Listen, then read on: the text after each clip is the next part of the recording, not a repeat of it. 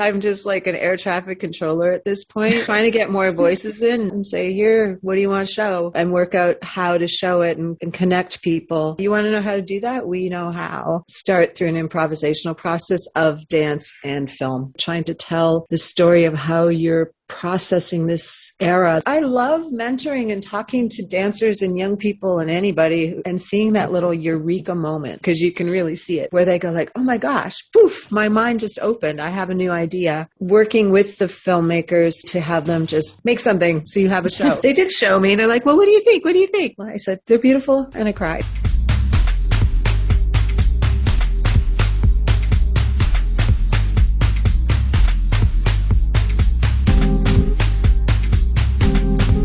Welcome to Angel City Culture Quest, where art, social justice, and the environment meet in Los Angeles. I am your host, Melina Paris, and I welcome you to this episode.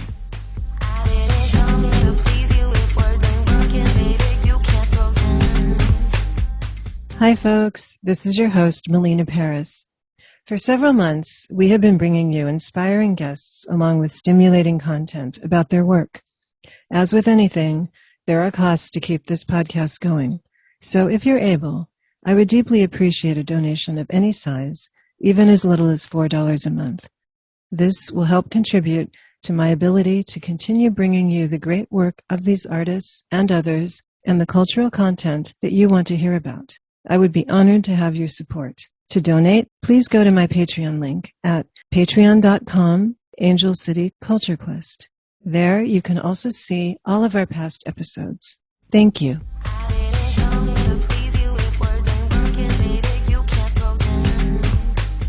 Hello, and welcome to Angel City Culture Quest. Today, we are bringing you exciting news in dance film. World-renowned Dance Camera West Dance Film Festival in January is celebrating its 20th season, presenting live and virtual screenings throughout the month.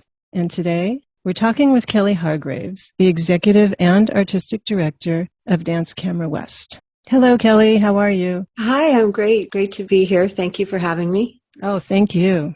First up, I want to bring some important information on the Dance Camera West Film Festival schedule, and I want to let listeners know that they can go to our show notes for more details, links to purchase tickets, and some fabulous trailers.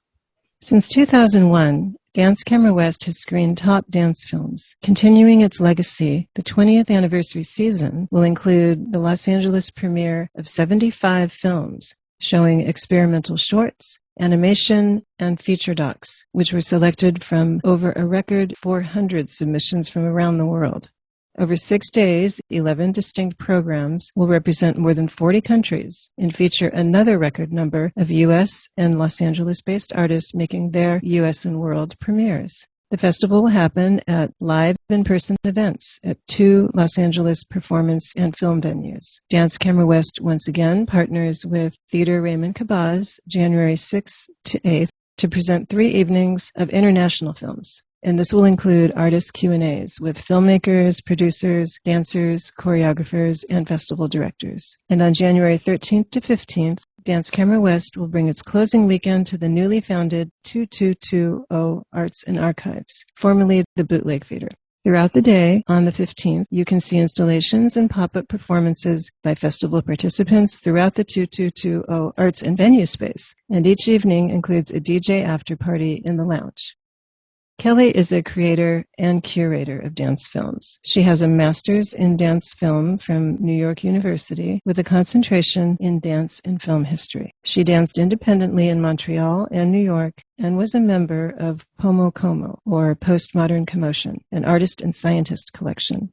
Kelly has directed several dance films that are shown internationally. She has traveled as a guest lecturer, panel speaker, and jury member at universities in Canada and the U.S. Kelly has been a board member of the Silver Lake Film Festival and the Downtown Los Angeles Film Festival. She has been a dance reviewer for I Spy LA, Dance Insider, Ballet Tons International, Dance on Camera News, and DanceOnline.com, among others. Most importantly, Kelly makes dance films and shows them around the world. Kelly is one of the original co-founders of Dance Camera West, along with a 30-member selection committee made up of members of LA's diverse dance community who represent a broad range of identities. And since 2001, Dance Camera West has connected diverse communities and environments with one of the most extensive eclectic festivals. The festival not only brings thousands of challenging and provocative films to Los Angeles, it bridges the gap between LA film and dance communities. Being a fan of dance, that film and dance gap has always seemed like such an obvious void, especially in LA. So it's great to see that this dance film festival is addressing that. And Kelly, you said when Dance Camera West started making dance film festivals in LA, nobody was making them here, right? Yeah, that's true. The art form wasn't very developed outside of New York in the U.S. There's a festival called Dance on Camera that started in the 50s, where I worked when I lived in New York and was going to school. So when I moved out here, like as you said, it seemed obvious to me that this was a place where people would appreciate this hybrid form because of the film industry and the dance industry as well. I don't like calling it the dance industry, the dance world that was here. So we were the first one in LA it was actually 21 years ago that we started, but this is our 20th screening. And the point was to show these films to dancers and to audiences so that they could see the possibilities with combining the two. There was a lot of funding for this in Canada, where I'm from, and in Europe. So the most expansive, I guess, quote unquote, best films were from those places. And the films are from all over the place. This year, Dance Camera West includes new works from France, Australia, Canada, Spain, the UK, Colombia, Italy, Greece, Turkey, the Netherlands, and the Czech Republic. That's amazing. Yeah. And what's also noteworthy is this year you said most, or at least half of the films you're screening are made by Americans. And also it's not as international this year, probably due to COVID. Well, as you said, we had 400 submissions. So the submissions were just as international as ever. In the year before, I think our record was 300. The year before that, it was 200. But due to COVID, there were a lot more films made. And what's refreshing is that the Americans have, I don't know what the word is, but they're representing.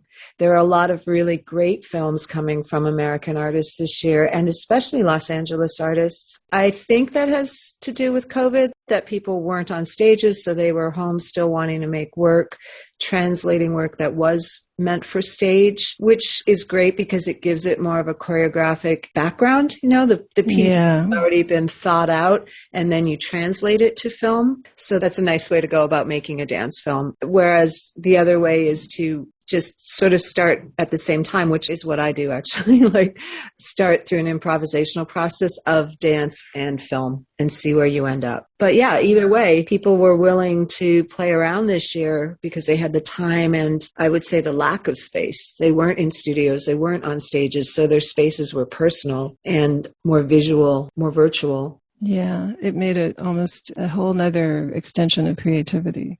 Yeah, for sure. Wonderful. And the stories became sometimes more introspective because you're not sort of just trying to show what a great dancer you are on stage, you know, you're sort of trying to tell the story of how you're processing this era that we're all living through and what that looks like in your body and in your home. You know, there are a lot of films where people start in their bed or start in their mirror looking at themselves and saying, where am I right now? What's that look like?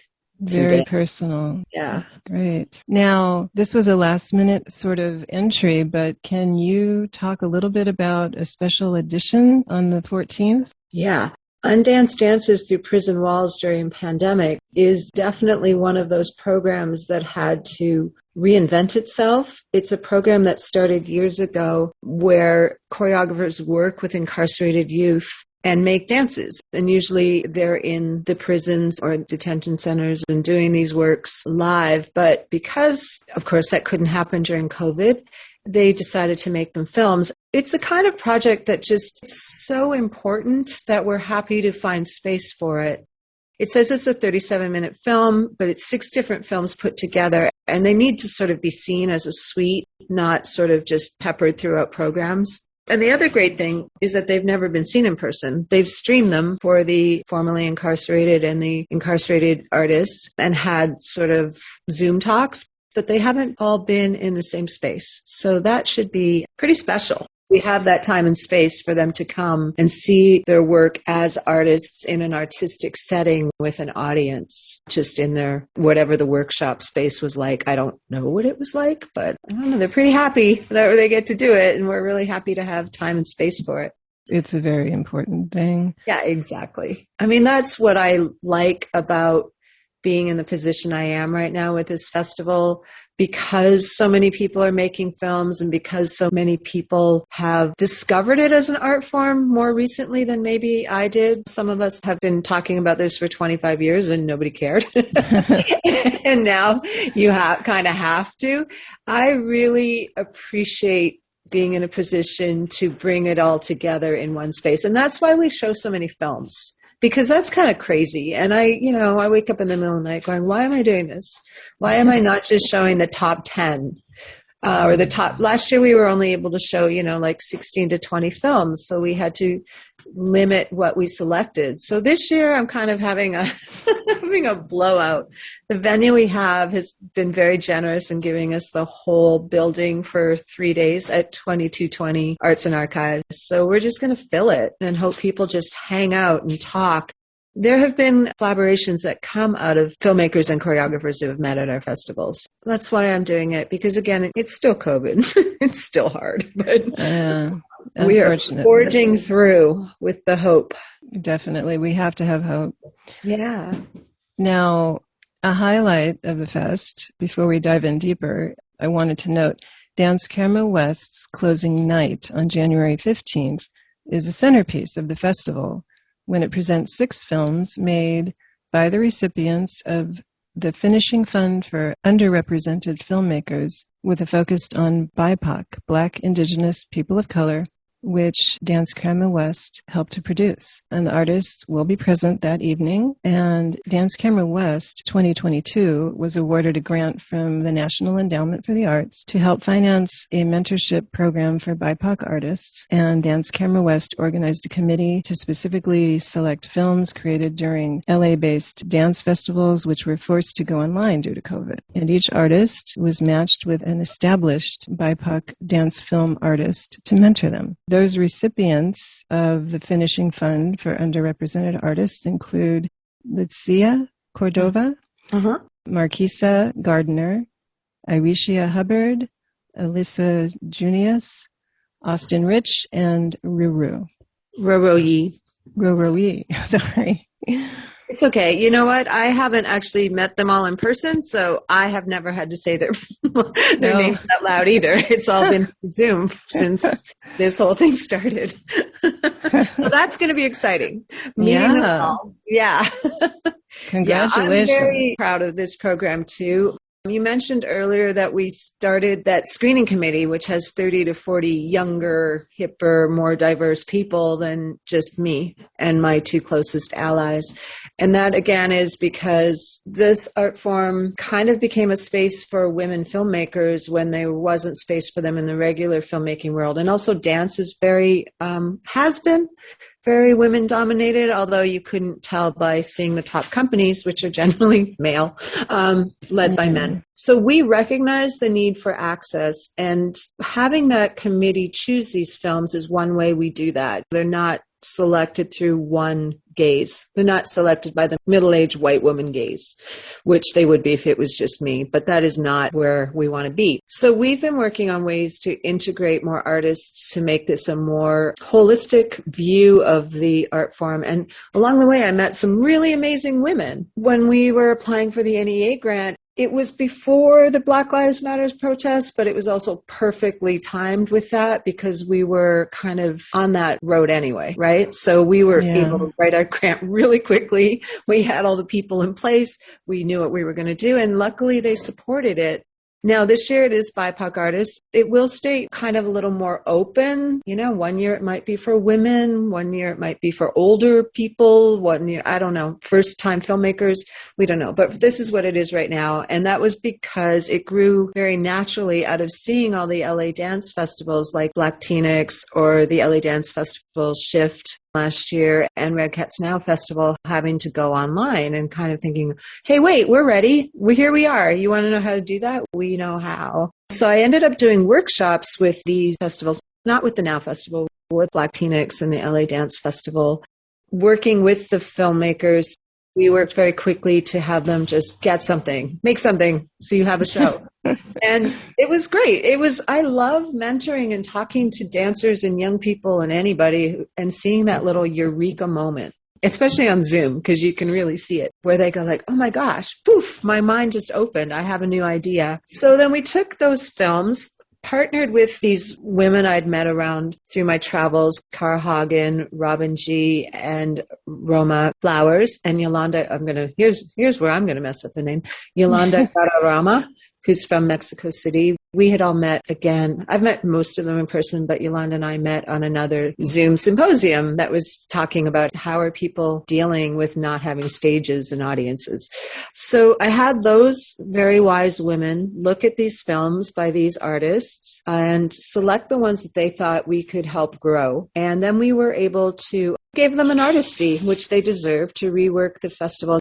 And it wasn't just like, go make a new film, although some did. It was like, listen to this wise person's direction. It takes, because I remember Bob Lockyer from the BBC saying to me, dance is the only art form where someone shows their boyfriend and their mom and then gets on stage.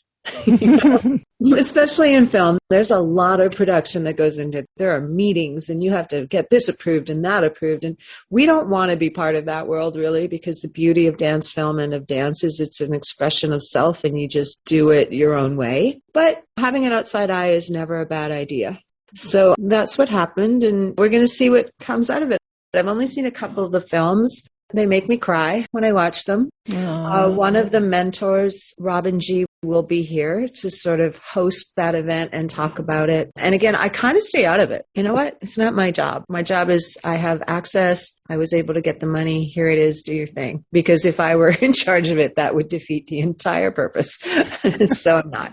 They did show me. They're like, well, what do you think? What do you think? Well, I said, they're beautiful. And I cried. That was it. It's so very exciting. These films. It's really fun. I wanted to make note, very fortunately, I was able to see final program from Dance Camera West's Art, Power, and Movimiento and Movimiento. I hope I pronounced that right. But I couldn't take my eyes off the films. Yeah. They're pretty cool, right? Yeah, they're exciting. They're cutting edge, impeccable choreography, music, and blocking. The scenery, of course, is beautiful, and I thought really powerful use of both nature and architecture. Yeah, that's a really good way to describe what dance film can do. Absolutely. It's a little more akin to site-specific work, I think. Yeah. Narrative, and creating stories and characters. And the beauty of that, Movimiento is Yolanda's festival in Mexico City. And she has a very specific curatorial voice. Again, I didn't choose those. To me, I'm just like an air traffic controller at this point. I'm trying to get more voices in, not mine. So I keep my mouth shut and say, here, what do you want to show? And work out how to show it and connect people. The films we showed were actually not her favorite. She's pretty hardcore. She wants really political, intense work, speaking specifically about society and culture. And we dialed that a little bit back for our American viewers. Yeah. But she's got it in there. You see a point of view, right? You see definitely. You see a language and you see a discussion of place and person. Yeah. And at the same time, you can do two things at once. You can see these discussions, these realities and difficulties you referred to them as. They're universal feelings. But at the same time, they're dynamic and energizing. So we can do this both at once, I believe. Now, can you talk at all about the kinds of discussion or ideas this can open up for viewers? Yeah. And again, I'm speaking more specifically about what Yolanda's doing, perhaps than what we do in our festival, because our festival, the attempt is to be super eclectic and diverse and show a million different kinds of point of view. Sort of like, you can do this and this and this and this. But as I mentioned, her thing in that program specifically wasn't about just being entertaining. It was about, as I said, translating person and place into an abstract kind of poetic thinking about spaces. I should say the University of San Diego Art Power and Jordan Primer, who's the artistic director, was also looking to open up the conversation with different voices and visions. So they asked us to find a Latin American program because that was the focus of their fall presentation. And I'm like, that's easy. I know this lady. It all came together perfectly. Yeah. It did. Yeah. I mean, it was a lot of work. It wasn't super simple. We've watched a lot of films and we could have shown 4 hours worth of films. So usually the work is in editing it down, which again, I didn't really do very well for our next festival in January because we keep adding films. There's so many. We have our committee and we're like, oh, but that one's really lovely. And this is an important artist and we should add this one. I'm like, okay, fine. We're just going to midnight. That really is great. If you're just tuning in, today we are talking to Kelly Hargraves, the Executive and Artistic Director of Dance Camera West. Thank you for listening.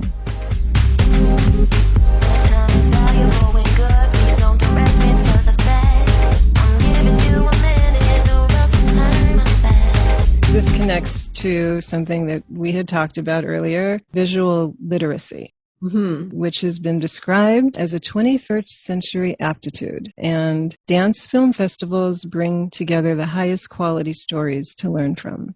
Visual literacy is defined as the ability to construct meaning from visual images, or what is seen with the eye and what is seen with the mind. It's the ability to decode and interpret visual messages from one system of communication into another, and compose meaningful visual communications. So what does your performance background bring to what you read and see and how you respond to it? I think a couple of things. I think artists in general, dancers and specifically, see meaning in every little twitch of a finger, a thumb, an ear. Any kind of movement obviously has meaning for a dance maker. Now, sometimes that movie is just, look how great this looks. Look how high my leg can go. Look how I can flip and da-da-da. And that's very exciting and entertaining, right? But then sometimes, and I think this comes out of my arts journalist background too, I'm kind of a professional watcher of dance at this point, and then working within theaters like UCLA Live, which is CAP UCLA now, and Red Cat. You know, I spent a lot of time watching a lot of performance. So, and again, I learned that from my very first day in choreography class with my mentor, favorite person in the world, Elizabeth Langley, who's a choreographer, lives in Montreal, who's from Australia. She's still dancing at 88. And wow. Yeah, I know. I can't wait to see her on her 90th birthday. We all met on her 80th. I think we're ready for more. So we just learned that every little space, the space between people, whether someone's standing in front of the person, beside the person, or behind the person, that changes the communication between them, and that changes the relationship that the audience sees. The beauty of making a dance film is sometimes, because it's recorded, you can find those moments because you're looking at yourself dancing and like, oh, look, that moment is meaning. Maybe I didn't know it while I was doing it. Because when you're dancing, you know, honestly, it just feels better. It feels better to dance than to watch dance. So you're in it, right? And sometimes you're maybe so in your own space, you're not looking outside. So sometimes just the camera becomes your outside eye, your director, and that's how I started making it. You know, Elizabeth gave us all cameras. This was in the 80s. We all had our own camcorder and were told to record every single rehearsal we did and find what was working. And then I was like, well, I don't want to put it on stage. Why don't I just take what's great on camera and put it together in a film? So that's sort of how that happened. And that's what's happening now, as I said earlier, because people don't have the audience in the room with them to feel what's working and to engage with and get that kinesthetic thing. You have to create it through camera. And also, when you mentioned visual literacy, I mean, American culture is so dominated by the media rather than live performance. We have a pretty good eye for watching things quickly. Dance comes out of experimental film as well as MTV and music videos. There's a space in like the 90s where they sort of merged. And of course, it's not about the music and the artist as much. It's not about representing them. But the closest I would say is Lemonade. Beyonce's Lemonade is pretty much a dance film. Yeah. And she had been making dance films before. She was really influenced, quote unquote, by Anna Teresa de Keersmaker, who's a Belgian choreographer, as well as by an experimental filmmaker named Julie Dash, who made Daughters of the Dust. And you can see those lines directly in Beyonce's work. So she is a really good example of that crossover between dance film, experimental film, and music video. We were like, hello, we've been doing this for 20 years. Yeah. But thank you for showing the world, so the world is much more ready for it now. And the saturation of video dance in the last COVID era, which again, to me is a beautiful challenge. It's opened up people's desire to see it, but I still feel like we are not opening up our vision of it's just dancing and we recorded it. We are still looking for works that were conceived to be a cinematic version of a dance. So if you just put a camera on the stage and record what you're doing, I consider that a documentation. And there's some beautiful ones. And it's beautiful to show them when it's an artist that doesn't tour here very much, like Hoffa Schechter we showed last year. And some people can do really beautiful stage adaptations on film. I think we're showing one this year by the British Ballet and a number of other people. But for me, the crux of it all is a cinematic vision that takes filmmaking, editing, and shot blocking and everything and looking for a story within movement and using the movement of film with the movement of dance equally. That's kind of my vibe.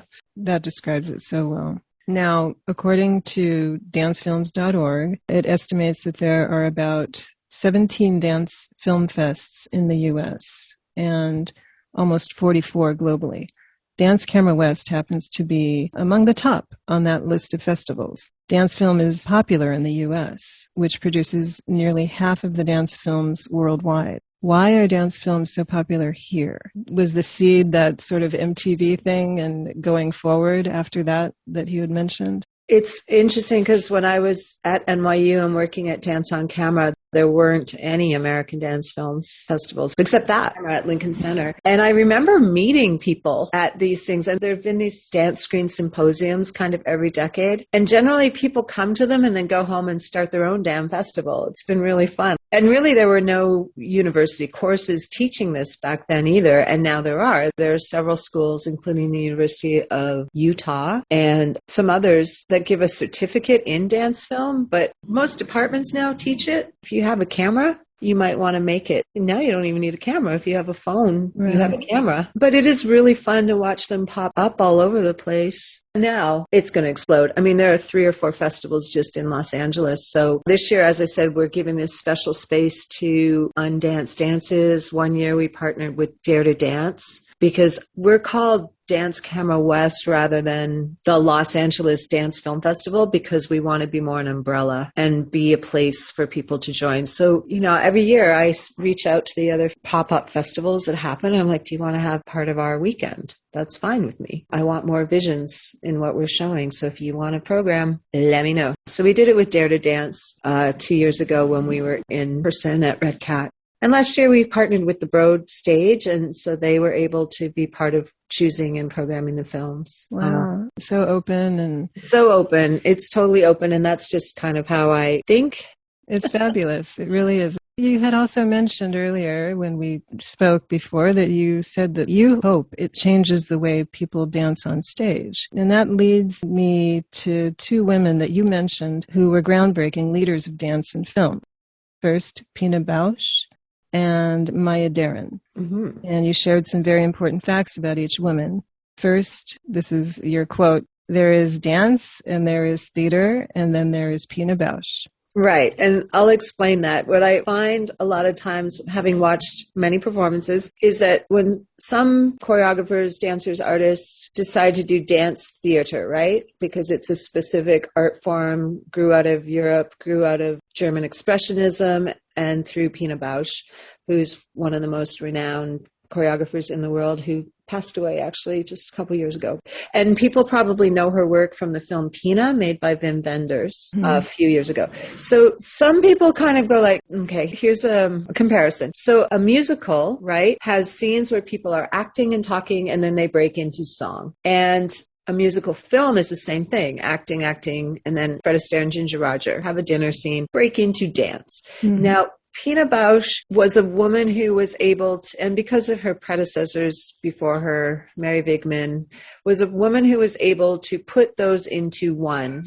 So you wouldn't have dinner and then dance, you would dance through the dinner. And when you see her work, it's so well integrated. It's just beautiful. It's so exciting. So that's what I mean. And the same with a dance film. You wouldn't just you kind of could actually. I should take this back. Walk down the street and then break into dance. Yeah. But it would be kind of the same thing. Like it's not 1 + 1 = 2. It's 1 + 1 = 1.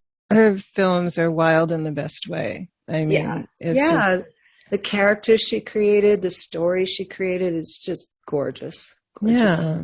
And you said Maya Deren is the mother of avant-garde filmmaking in America. This is in the 30s, and she was an experimental filmmaker from Russia. She loved dance. She took a lot of classes. After she made her short experimental film, she went to Haiti, and there's lots of films of her dancing and with drum work and things like that. But she had a vision again where she was able to put dance in a real life situation. She has Meshes in the Afternoon, which starts in her Los Angeles home and kind of travels down some stairs. It's kind of like being able to access the surreal. So she was a sort of a surrealist filmmaker, and dance films and dance, I mean, that's what it is. It's taking ordinary things and heightening them with some sort of surreal, magical realism. So, for instance, if you're walking down the street in a narrative feature normal film, you'd be walking down the street. But if you're a dancer, you would never just walk down the street. It would turn into a string of choreography. And Maya was able to do that. And then she had some very interesting things that we've all learned from, where she would start a movement in one space, maybe in a forest, and she would have the dancer raise their leg, and then she would use editing to continue the leg lowering into the man's apartment. And then from there, she would do another cut that made him move into a museum space. It's amazing. I still show those films to people. This is where it started, and go wherever you want to go, but watch this because it's still kind of radical. It's still sort of new. Very much so. I discovered just one piece of information that was interesting about Deren, that she and many of her contemporaries felt that too many filmmakers, particularly commercial filmmakers, relied too heavily on theater or literature, making static films with too much talking instead of taking advantage of cinema's ability to construct and manipulate movement and time. That's just what you were describing right now with her editing, and it's just really fascinating. Yeah, and deconstruct. My first film was called Dis, and it was all about breaking down movement so that there wasn't one straightforward shot of any kind of movement. It was cut all over the place. It was all in a million different places. In fact, now that I'm saying it out loud, it was very influenced by Maya Deren, which I guess I didn't consciously tell myself back then. It's crazy. It was shot in like 4 different cities and running through train stations in Detroit, jumping into snowbanks in New York, lying in a lake in Canada. I considered it all one string of movement. And obviously I got that directly from Madame Dara. She relied on the body as a way of telling information rather than writing a script. So most dance films may have a shooting script or a shot list so you can follow something through. Regular filmmaking, commercial filmmaking, is usually based on a conversation. So it'll be a shot of one person talking to another person. Then the camera will flip its point of view so you see the other person replying. And generally in theater and film, the whole thing is there's a conflict that has to be resolved, right? Like, you stole my boyfriend, or you stole money, or you murdered somebody. And dance doesn't necessarily need that. It just goes through the flow of the emotions and the internal world that happens in that story, as do dance films. Exactly. There's not an A + B = C. Yeah. You mentioned that dance films are made equally between men and women, literally almost like 50-50. Did that happen this year? Did I say that? That's great. Yeah, because as I said, women sort of explored dance film when they weren't really making traditional films very much. And that's changing year by year as we move through and become a little more aware. But yeah, it is fun when it's both. Definitely. Sometimes what happens, I notice though, when in in the submissions, the men come from a filmmaking background and then they partner with a choreographer. No, and I shouldn't be so cut and dry about that. It's changing. I don't even know. Years ago, I could have said like the women were the choreographers, the men were the filmmakers. And now it's changing as more and more films are made by women and more women become editors and DOPs and directors. So that's cool. Yeah, It's definitely. time. There'll be a lot more exciting films to see for sure. Yeah. So, why is dance film important? Well, now it's really important because nobody can go see dance otherwise. It's also Yeah. really important because it just brings voices from around the world to places where the dancers may not be able to travel. It doesn't have the big budget that's needed to have a company or a tour. Dance is the most expensive art form to make.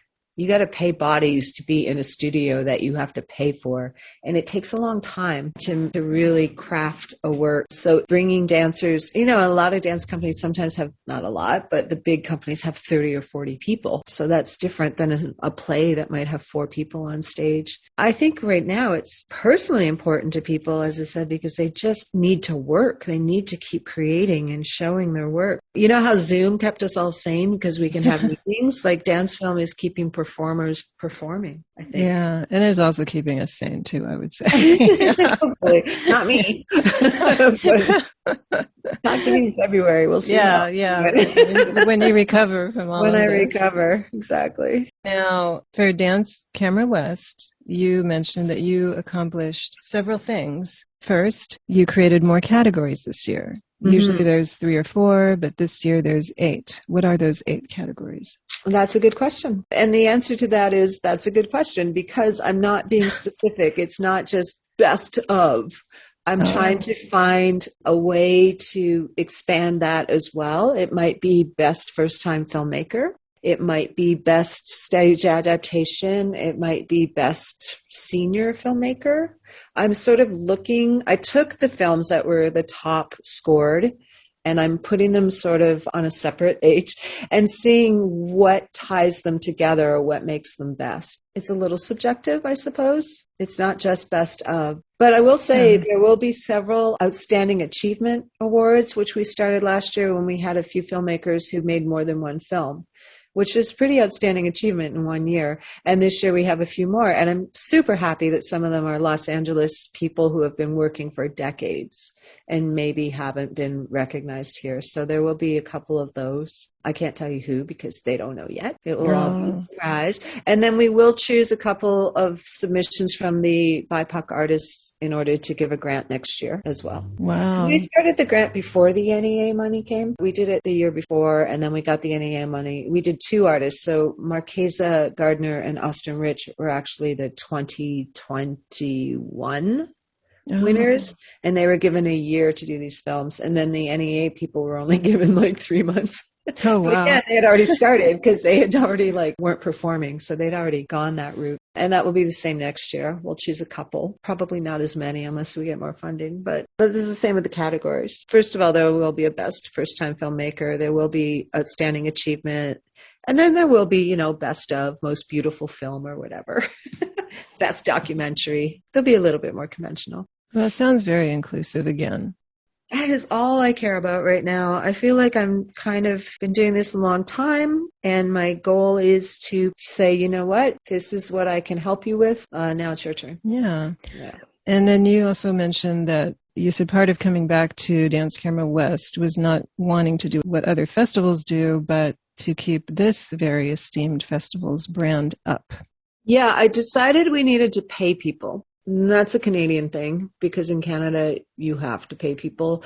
It's not a lot of money, but you basically can earn back your entry fee and you become part of our touring program. For instance, we do things with UC San Diego or with any other institution, you get paid that way. And then the other thing that was important was opening up distribution streams. Because of my day job working in film distribution, I have relationships with people who run those companies like Ovid.tv and All Arts. And finding a place where these films live online throughout the year, so they're not just up for the 1 week or the 2 week of each festival. So on Ovid TV, we put up the selection from every festival. So it's going to become a pretty comprehensive site for dance films. Because again, I started all this when I was studying and couldn't find any films, Yeah. And I was thinking, like, first of all, they have educational possibilities. Every university, every dance teacher should be watching these. And second of all, they have entertainment value. So we created DVDs back in the day, but now everything's going to be streaming. So Ovid already had dance films, mostly documentaries, and we've added the shorts and experimental. There must be over 100, 200 films there, and there will be these 75 added to it. It's a fabulous site. Isn't it great? It is. I encourage everybody. Another collaboration between 8 different distribution companies to put it all in one place. That's great. Yeah, I'm happy about that. And you mentioned you're doing more mentoring and teaching. Yeah. And by doing this, you're also keeping your hand in it. Yeah, that has been fun. I've been asked by people around the world, in Korea or the Philippines, and another woman in New York. They're starting film festivals because they hadn't had to before as performance places. So I had a hand in helping the Fifth Wall Festival in the Philippines, in Manila. Great, smart young women doing great work, so organized. I'm like, I can definitely learn from these women. Seoul, Korea is called SIDFIT. It's usually an in-person event. It's Seoul International Dance Festival in Tank, which is a venue. And I was invited to kind of speak to those choreographers about how to translate the word to stage. Although I have to say, many of the films we have this year are from Korea, and they're really good, so they didn't really need me. They know what they're doing. Wow. And the one that it just ended like yesterday, was called Black Lives Rising in New York by Joey Lorraine. And she was just kind of like, I'm just going to start a festival. I'm like, well, I can help you. I allow these festivals to look at our submissions and then obviously involve the filmmakers that they want to see. So some of our filmmakers were able to be in 3 or 4 festivals just by entering ours. Wow. Because a lot of film festivals are expensive, including mine. So if I can help people build programs and get the filmmakers seen around the world just by pushing a few email buttons, I will happily do that. That's great. What a great Christmas present, huh? I know. Seriously, I'm like, why am I not marketing this as buy your dance-loving friend a festival pass? It's Totally. only $100 to see 75 films, 2 weekends, and there's wine and cheese and dancing and parties at all of it. So that's a deal. That's right? A deal. Yeah. And then after being invited by all of those places, I just sort of set up my own mentoring thing on a Saturday afternoon. Well, the first session of it was how to, kind of, for people who'd never done it. And then the second was just people who wanted to come back and show their work and have a discussion about it rather than working in isolation for so long. And we're showing some of those films, so it was really fun to see how we helped people sharpen their voice or sharpen their skills. And a lot of those people who took those classes are on the screening committee too, because, now they've had kind of an intro to watching. A lot of opportunity there. Young people are so cute. I really, really enjoy it. Totally. Yeah. So you said that that's what a dance film fest should do. Just bringing together these diverse voices. That's why things like Sundance and Tribeca and New York Film Festival are such a big deal. And the one in Toronto International Film Festival, TIFF. Filmmakers, artists kind of work in isolation, spend a lot of time staring at screens. So being in a space, meeting people, learning about other people's cultures, learning about other people's art form. As I say, collaborations come out of it. The mentors I've met at workshops and festivals around the world. So we were like a little tribe before, there were just maybe 50 people who were at every festival you'd go to in Europe or Madison, Wisconsin. And now it's a much bigger community. And this year it's much more local. We made sure that there are local artists on every night. So hopefully there'll be a pretty big group of friends and family at least every night, and then they'll see everybody else's work. Because they're shorts. It's different than when you go to see your friend's performance, and it's going to be the same 50 people, whether they're performing in Santa Monica or downtown or wherever. Mm-hmm. this is mixed programs, so there's a lot of people. And we don't tell you what order the films are in, so you can't just see your friends and walk out. Be on the edge of your seat. It's all very exciting. It is a lot. We added intermissions because we're like, this could get exhausting. There's a bagel shop across the street. You can camp out. There's a bar. There'll be music. There's a lounge. You just kind of walk in and out. And then we've sort of asked a few of the people whose films were based on a performance, not a stage performance, but there's a visual artist, a street artist actually named Ink, who does these amazing live sketches of this woman named Linda dancing. So they're going to do a demonstration of that. And then there's another filmmaker from the film Dance With Me, which I don't want to tell anybody about because it's so beautiful to just see what it is. He will do a little segment of that live. And then there's another artist named Nathan Herscott. He's just super dynamic, and he does these workshop dances, and he's going to do that throughout the day on Saturday. So it's not like putting performance beside film. I don't think that's helpful to either form, but there's sort of more interactive, involving the audience in the movement. Pulling it all together. Yeah. Well, it's very eclectic. What is the website that people can go to? So easiest right now is just go to dancecameraWest.org. We have a little tab that's called Festivals, and under that it shows the program for each venue. So it's January 6 to 8 at Théâtre Raymond Cabaz, and then January 13 to 15 at 2220 Arts and Archives. You will be able to link to each venue to purchase tickets and to see more details about the programs. I keep tweaking it to hope that I'm organizing it in a very easy to follow manner, but it's a lot of info. It's all very straightforward. And oh, good. as I mentioned, it will be on our show notes too. So anybody who wants to check it out, go there, please. You will be quite thrilled with the whole event. I'm telling you. Yeah. Is there a possibility of a drive-in event? Oh, okay. So because life sucks right now because of COVID, we are on our toes and ready to pivot, as everybody's had to. And of course, dancers are always on their toes and ready to pivot. So we're totally ready to change it if we have to. Last year we did the drive-in because we had to change it. So we know how. We also know how to do a completely online virtual program because we've done that for a few years already. Right now we're holding tight to the idea that we will be in person. No decisions have been made, but if they have to be made, we're ready. There's plan B and there's plan C. Always prepared. Yeah. That's great. Like a Girl Scout I am. That's great. We'll cross our fingers. Yeah. Well, Kelly Hargraves, thank you so much for sharing Dance Camera West. No, thank you so much for letting me. It's a pleasure to speak to you and be on your program. Thank you.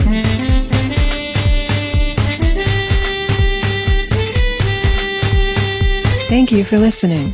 If you enjoyed the show, please rate and recommend on iTunes, Spotify, or wherever you get your podcasts.